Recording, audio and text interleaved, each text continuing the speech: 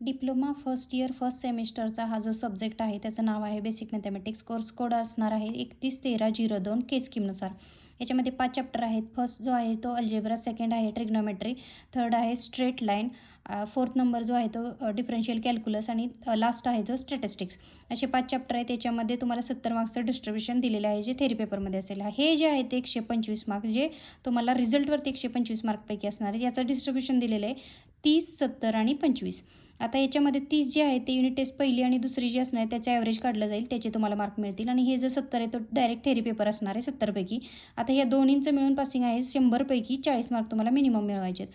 हा जो 25 मार्काचा राहिलेला आहे जो ज्याला आपण SLA म्हणतो, सेल्फ लर्निंग असेसमेंट, म्हणजे थोडक्यात तुम्ही प्रॅक्टिकल बोलू शकता.